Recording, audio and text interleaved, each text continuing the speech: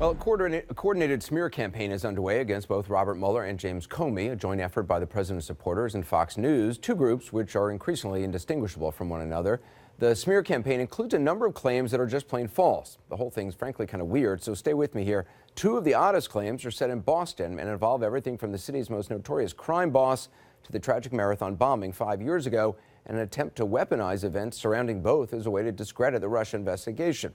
There's just one problem. There's no evidence for either of the claims that are being made.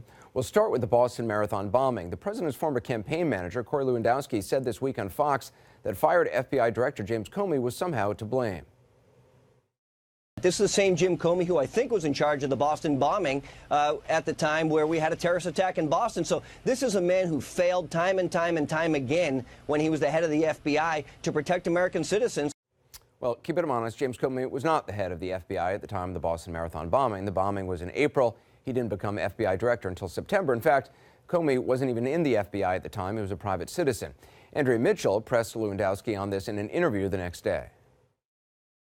I want to ask you about something you said on Fox yesterday. You said that Jim Comey failed to protect Americans during the Boston Marathon since he was FBI director.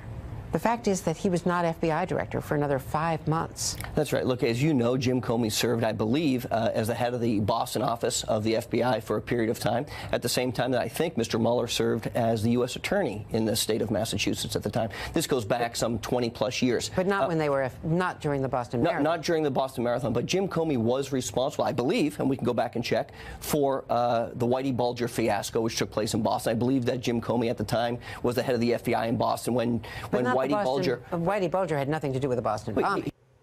So just, I don't know if you caught that, there was no admission of that he actually said something untrue. There was no apology from Lewandowski, just moving along and decided to bring in the Boston crime boss, Whitey Bulger, who had nothing to do, of course, with the Boston bombing, as Andrea Mitchell said.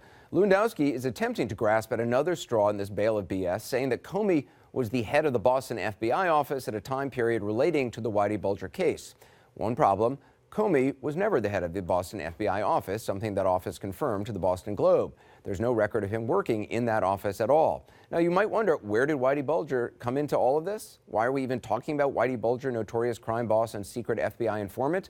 Well, it seems as if this may have started with the esteemed Alan Dershowitz saying this on a radio show earlier this month, not about Comey, but about special counsel Robert Mueller. I think Mueller is a zealot. I don't think he's partisan. I don't think he cares whether he hurts Democrats or Republicans, but he's a partisan and a zealot. Look, he's the guy who kept 4 innocent people in prison for many years in order to protect the cover of Whitey Bulger as an FBI informer. So he is referring to the wrongful imprisonment of 4 men for a murder they didn't commit. 2 of them died in prison. 2 others, along with the families of the dead men, successfully sued the government for $100 million. The now retired federal judge, Nancy Gertner, who presided over that case, writes in the New York Times, quote, "I can say without equivocation that Mr. Mueller, who worked in the United States Attorney's Office in Boston from 1982 to 1988, including a brief stint as the acting head of the office, had no involvement in that case. He was never even mentioned." As the judge goes on to point out, a former mayor of Springfield, Massachusetts, who served on the Massachusetts Parole Board in the 1980s, has said he saw a letter from Mueller opposing the release of one of the prisoners, but no such letter has ever been found, something the Boston Globe revealed, and after which Professor Dershowitz says he never repeated the allegation, but that, quote, further investigation seems warranted. Now, of course, by then, the genie was out of the bottle, and the president's supporters, hell-bent on smearing the Russian investigation, have taken said genie and run with it. And you know what that means. Enter Sean Hannity. Robert Mueller was the U.S. attorney in charge while these men were rotting in prison, while certain agents in the FBI under Mueller covered up the truth. 4 men went to jail.